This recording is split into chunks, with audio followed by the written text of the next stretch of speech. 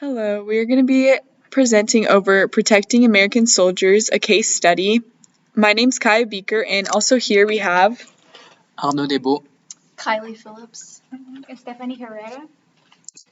So we're going to go over an introduction over the project overview, triple constraints, and the government system in place. Then we're going to talk about the helmet's history and the evolution of the combat helmet. We'll go through the science and the materials and workings of the combat helmet, and then lastly the stakeholders and people who are impacted by the helmet project. So first we want to introduce the combat helmet. The Department of Defense is people over this project, and their mission is to develop, procure, and field advanced warfighting capability to soldiers to enable technological superiority on the modern battlefield. So their top priority overall is to protect American soldiers, and this is important to recognize as the vision and mission of the project. So the two contributors to decisions are the government, including the executive branch, Congress, and industry, who all work together with the second, the project manager, responsible for scope, costs, and time constraints. The project manager makes three important decisions. First, the generation of requirements. Second, the management of program milestones. And third, the allocation of the resources that are needed for the project. That Congress, the executive branch, and the industry all play a role in making decisions and work with the project manager. So they work on the performance, the cost, and the schedule that go with making this combat helmet. There's, first of all, resource allocation, and this is calendar driven with planning, programming, budgeting, and execution of resources. The media and the warfighters are going to be between Congress and industry as needs and threats. They're going to be driven by those due to requirements for the fields. And then also the public and legal sectors are going to be involved between the executive branch and the industry. So the triple constraints include, first of all, the negative evaluation by the operations director due to too high costs and too high of risk of death. And then also the project manager has to be between the warfighters and Congress, so this makes it even harder. The time constraint is 4 years for development and testing, but also the cost of $35 million that is going to be given for this project has a September deadline, which is approaching. If at first you don't succeed, destroy all the evidence that you tried, which is funny, but it just shows that the project is in a hard spot.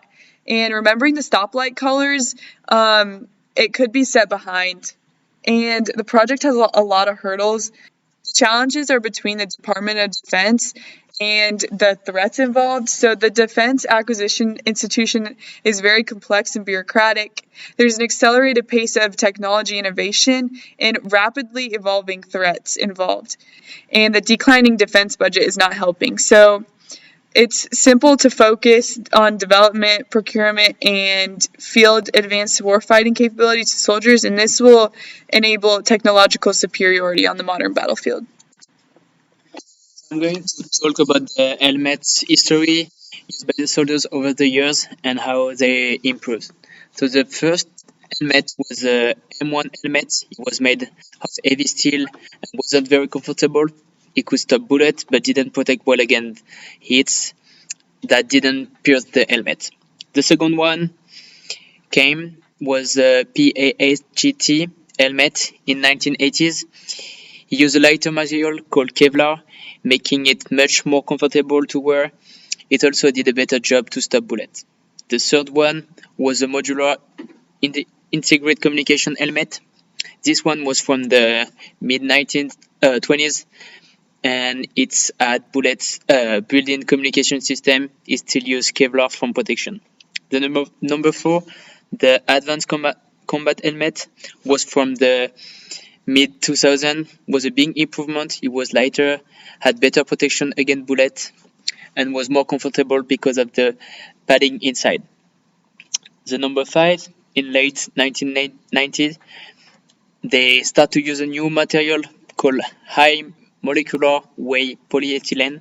It was even better to stop bullets and lighter than Kevlar. Also, some people worry it may get squished too easily. Finally, we have the ECH and soldier protection system helmet. They use the high molecular weight polyethylene material and keep getting better and protecting soldier while being lighter and more comfortable. So over the time, helmets have gone from heavy and uncomfortable to lighter, more protective, and more comfortable. We can say thanks to the new material and new design. In this chart, you can see the helmet history since the last 20 years, and you can also see the helmet cost going to $150 to $1,630. It's a big difference, but it's the price for the protection for the soldiers. And then there was also testing done for ballistic results, which came out of 77 collected helmets, 31 from wounded soldiers, and 45 from killed. And you can see that 16 wounded came from partial penetration and 15 from complete penetration. Picture of the helmet deformation shows what happens when a bullet hits a helmet, which is important to understand. And then overall, the fatality analysis shows 0% of fatality from partial penetration, which means that if the helmet stopped the bullets, the soldier had a high probability of surviving. And for partial penetration, there was no serious blunt trauma reported or neck injury. So next, I'll be going into the helmet testing basics that the Army uses. They test these with very stringent requirements to make sure that they are protecting the soldiers against both the blunt trauma and also ballistic threats that they face in combat. The Army research says that the 5 fragment simulators that they use in their testing, they actually represent 95% of the range of threat fragments that soldiers face from exploding munitions in combat. And the 3 ballistic properties that are important for helmets that they consider is complete penetration, so the bullet goes completely through the helmet, and then partial penetration, where it penetrates the helmet but doesn't go completely through, and then backface transient deformation, and this is a measure of how much the helmet is indented. In ballistic testing, the parameters that they measure, one is V0, and this is the highest striking velocity in which no rounds completely penetrate the helmet. And the V50, this is measuring the velocity in which 50% of the rounds completely penetrate the helmet, and the other 50%, they only partially penetrate the helmet. And the V100, this is the velocity in which all the rounds completely penetrate the helmet. And so essentially the V0 is called the protection parameter because this is their guaranteed protection level. The graph kind of shows the variation between 100% penetration and 0 penetration. And the Army performs the V0 resistance to penetration and backface deformation testing with threat rounds fired at helmet speeds that represent the threat weapon muzzle velocity. And so what they say is that this represents a worst case condition of extremely close combat that soldiers would face in real life combat. And so in testing, they're experiencing striking velocities from bullets that would simulate close combat. And so in actual real life combat, they'll face, bullets being shot at them from different distances and different angles, which can throw off the different velocities. And so essentially in real life combat, the velocity could be lower than what they're experiencing in testing. And so what this graph shows is that to make the testing as successful as possible, they want the striking velocity to be pretty high. In their backface deformation testing, this graph kind of shows that they want the lower the average of the backface deformation, the better. And so the further left on this graph that the back formation average is that they record for each helmet, the better. So the less indented the helmet is, the better the testing went. So I will be talking about the stakeholder summary. So at the beginning, we have the first stakeholder, which was the project manager. Then we have the second stakeholder, who was the warfighter. representative, also they call them the user representative officer, and he was named Colonel Billy Johnson. It is important to mention that Colonel Johnson spent most of his time in the army leading soldiers in combat. The next topic that I will be talking to is the stakeholders meeting, which focuses more in the ACH program, which began in the early 2019. The Army and the U.S. Marine Corps approved urgent requirements based on combat operations and the need for increased protection against enemy rifle threats. The second point is the Colonel Smith, who understood the program history well and understood the challenges that the program could cause. Third, we have the Council of Colonels, and then we have the entire community and all stakeholders that had agreed to the original requirements of the program that had like 4 years earlier. In this image, we can see how the Defense Acquisition Institution, which the government project manager is at the center of the defense acquisition, which aims to deliver warfighter capability. Then we can see the executive branch of the government, which provides the project management manager a formal change of command in the DoD. The project manager in this case typically reports directly to a program executive officers who reports to the service acquisition executive, which is an assistant secretary for the service, either in the Army, Navy, or the Air Force.